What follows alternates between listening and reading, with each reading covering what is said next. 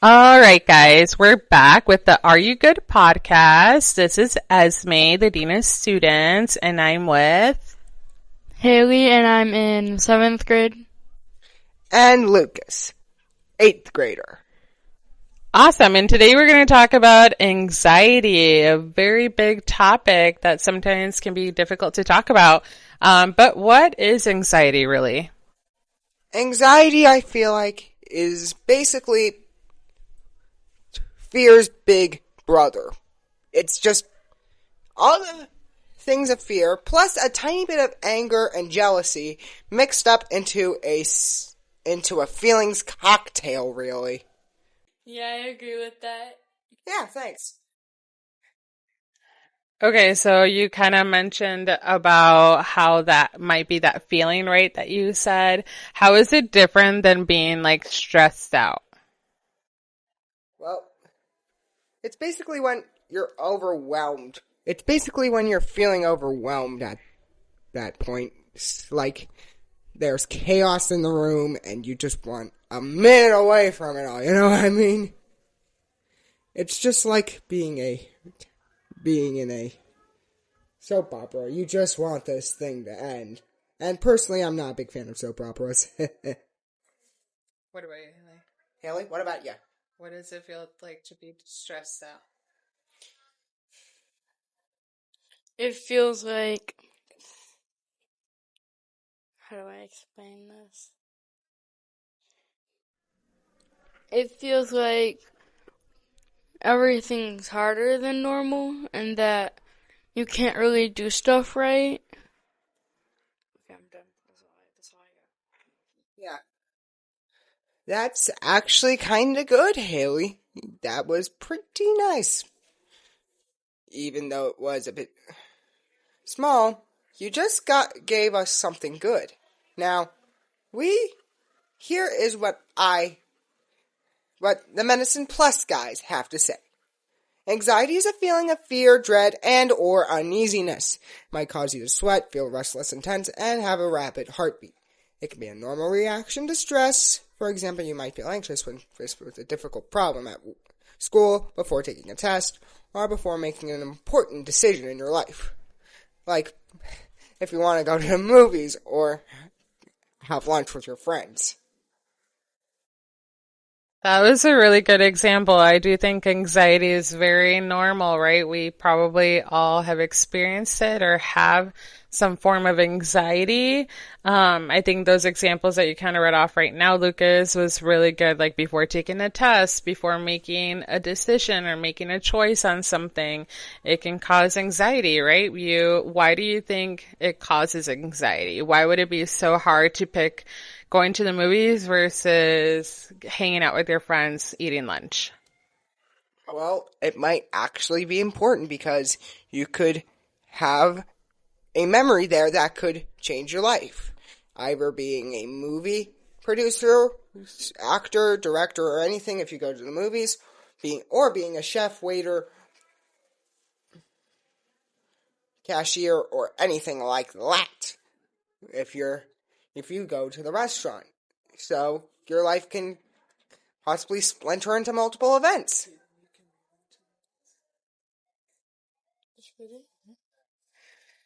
Have you ever felt anxious and didn't realize it until later? Yeah, maybe. I honestly don't know. It's just a bit much, though. Now, I'd like to share a story with you guys. So, this happened a couple days ago at school, and, well, let's not get into it much. But a student called another student a bleep hole. I mean, a bleep, and, well, things just kinda domino chained into this tornado of chaos, really. So, yeah, that is what I feel like is the worst possible scenario for anxiety, really. Causing some of the worst possible chaos you've ever seen in your life. And I know it too because I was there.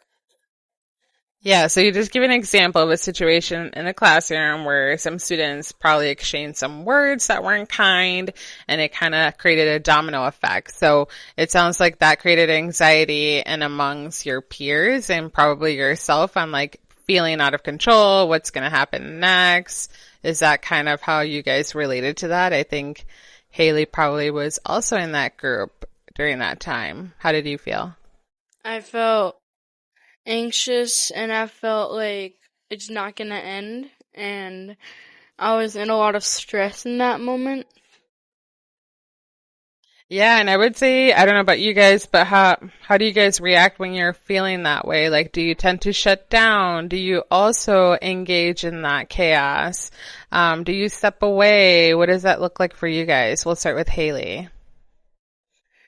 I, if it's with my friend involved, I want to get involved, but I know it's not the correct or right thing to do, so I try to calm my friends down in that moment. As for me, well, there's lots of things to be anxious about, really. You can be anxious. Oh. I personally try to get away from it and not go into it at all, but sometimes I reach a breaking point, really, and, well, let's just say it ain't pretty. It just is me feeling like, oh, come on, will this bleeping thing already end already? If this chaos doesn't happen, I'm gonna miss my soap opera. And again, I don't like soap operas.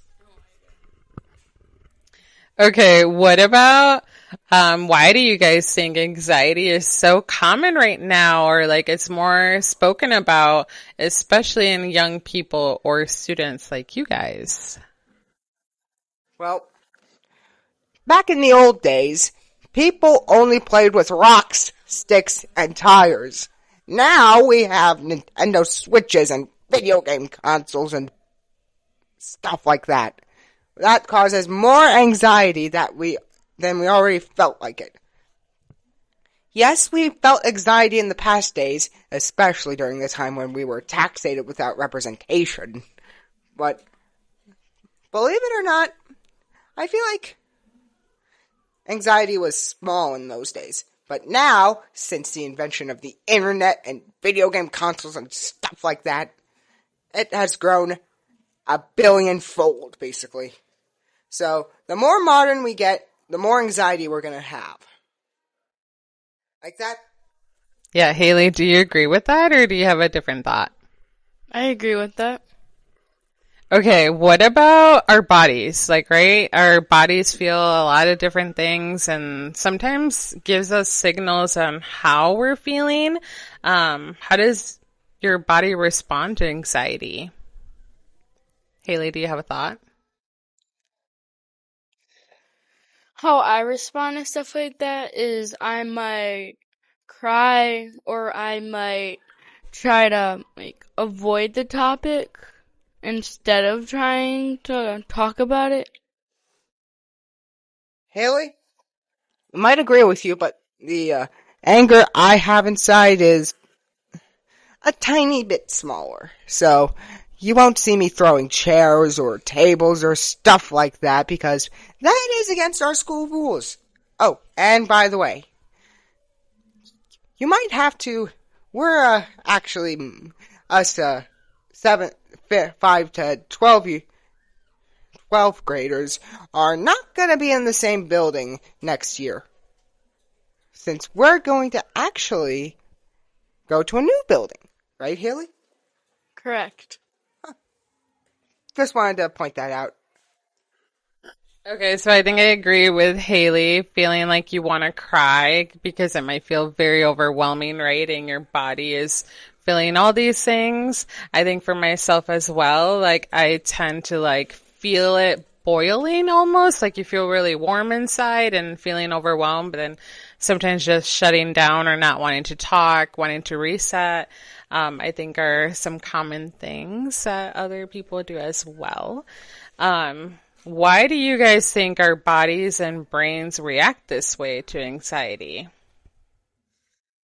Well, I feel like it's a ancestral thing all the way back from the days when we were just starting out on this dust ball.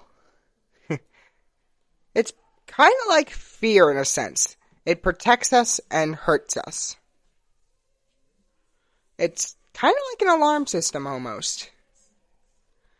Much. And speaking of alarm signs, here's Haley with quite a fun fact for you guys.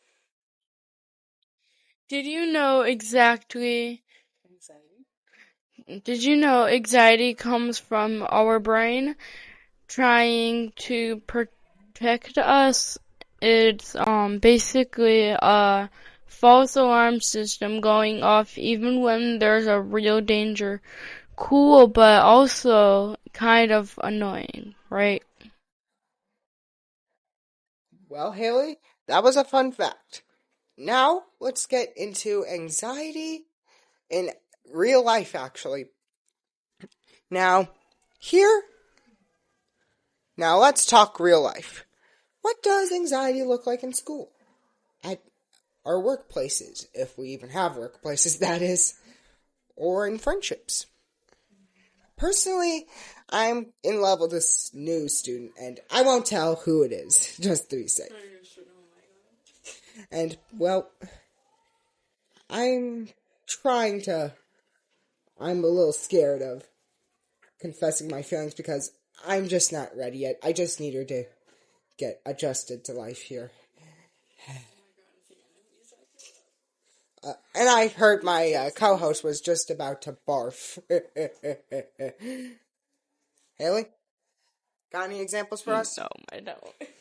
Okay, while Haley thinks about maybe how anxiety might feel like for her, look like in a school or in friendships, I think also kind of relating in the sense of friendships or being here at work, there's a lot of decisions that I have to make, right, in my role, and that can be a lot and can be overwhelming, or people want immediate answers, but I might not have them right away. So I think sometimes we all fear of letting people down, and that can be a big one, or losing those friendships.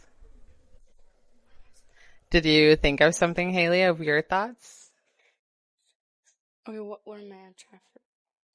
What does anxiety look like at school or in friendships for you? I think anxiety looks like arguing in friendships and stuff can happen, but most of the time at this school we make up and talk about it. Who am I giving it? If you're listening, comment below or leave a voice note. What does your anxiety sound like in your head? What do you wish people understood about it? Now, next up, we're going to talk about what helps in us. Now, personally, I feel like anxiety is basically like an ant. A augmented negative thought. Mr. Jawan taught us that in Miss Danny's homeroom. And however, mindfulness, meditation, deep breathing, or exercise can help with that. But if you have much more damaging, you might need to take medication and or therapy. You might also need to have social life. If you're shy, at least, might I recommend support groups, education, or socializing?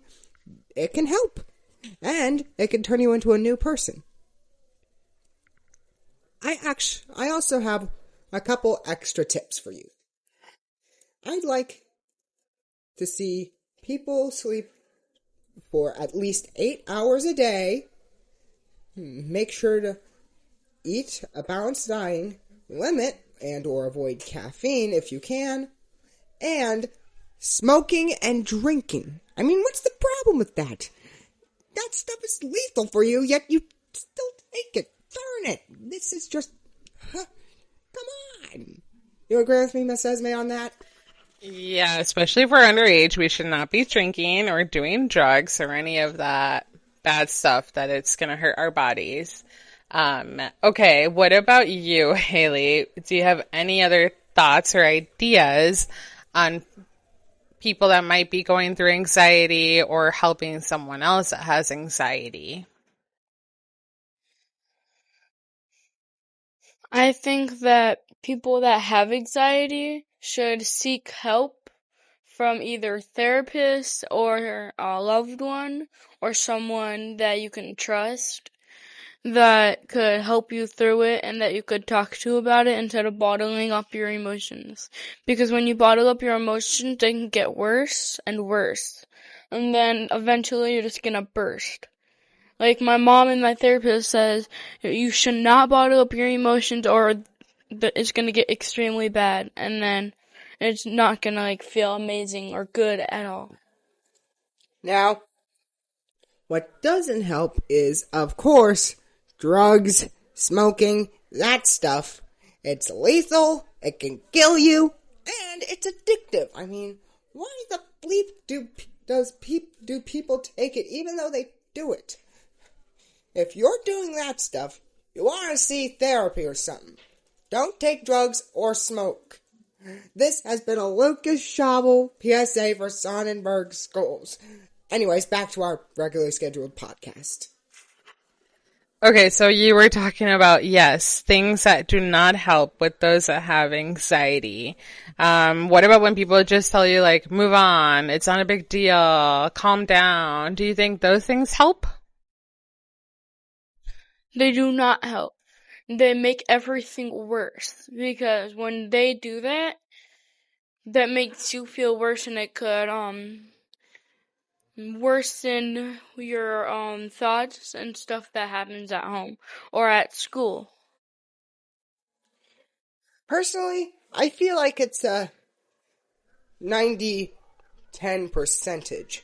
10% of the time it could help, but most of the time, as Haley said, it can lead you on a path to not recovering. Thank you, Haley, for that. Lucas, I also think you talked about some of the things that do help and encouraging those to seek that. Some of the things that I would say also to keep in consideration that do not help you is neglecting your self-care, right? Not sleeping enough, like you mentioned, skipping meals can increase those levels of anxiety or stress. Spending time with negative people, that's a big one, I would say, right? You pick up on other people's behaviors around you. So spending time with people that might be super negative all the time, how do you think that affects you and your anxiety? I think it affects your well-being and it could make you not want to do anything. It could take your energy, your eating habits, it could take what you want to eat. It could make you lead to depression, anxiety, overwhelmed, and you could lose the stuff that you like. Like, for example, when I was going through stuff, I didn't want to do anything. I refused to eat sometimes too. Oy vey, that ought to have been a bad time for you, but it's okay. You can have wins too. Like, for example, one time, and this was a time before stuff was blocked on there, I was listening to Spotify and working. Then a situation broke out, and I basically ignored it. And, well, it was when I was done with my work, I turned around and I said, and I quote, "What just happened? Did a tornado sweep in through here or what? Now tell us. When was a time when you were proud of yourself for getting through something anxious? Big? Anything big? Anything small? Well, listen, we want to hear your wins, if you have any at all." That was really good. That was a great prompt there, Lucas, for everyone that's listening out there. We want to hear about them too. I think we kind of summarized this a little bit earlier, but Haley was also mentioning like supporting a friend, making sure that we're listening or seeking them to get help as well and helping them speak to someone that might be able to help them more than we can, right? Because we're limited, especially if we're also just a student at the school. Why do you guys think it's important to talk about this out loud instead of hiding it? Well, if there was anyone here, anyone who listens properly, they would actually help a bit. Give you some ideas on how to fix this, do some ideas, or maybe if they're someone new you just met, they could actually become friends.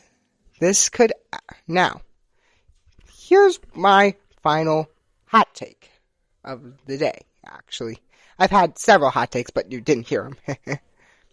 Personally, I feel like as though anxiety can be chosen sometimes. And sometimes you can fear it, but like FDR once said when he first took office in 1933, when the country was doing awful, the only thing we have to fear is fear itself. Yeah, Haley, what do you think? Why do you think it's important to talk about this and not just keep it hidden? Because it could lead to a lot of stress, and eventually you'll have thoughts that you do not want to have. And it will stress you out to your breaking point and a lot of other things. I can get that. Now, if anxiety had a voice, it might sound loud, scared, and full of what-ifs. But your voice, your real voice, that's the one that matters. Remember, you're not alone in this. Anxiety doesn't define you. It's just something you experience, and there are ways to manage it. Thanks for hanging out with us today. Be sure to check out show notes, resources, and, if you're feeling like it, enroll your kids in Sonnenberg schools. We're fine with it. Until next time, be kind to yourself, be nice to your peers, and remember, always ask yourself sometimes, are you good? We'll keep talking about it. This is Lucas Schabel signing out with my co-host Haley and main host Miss Esme. Have a good day.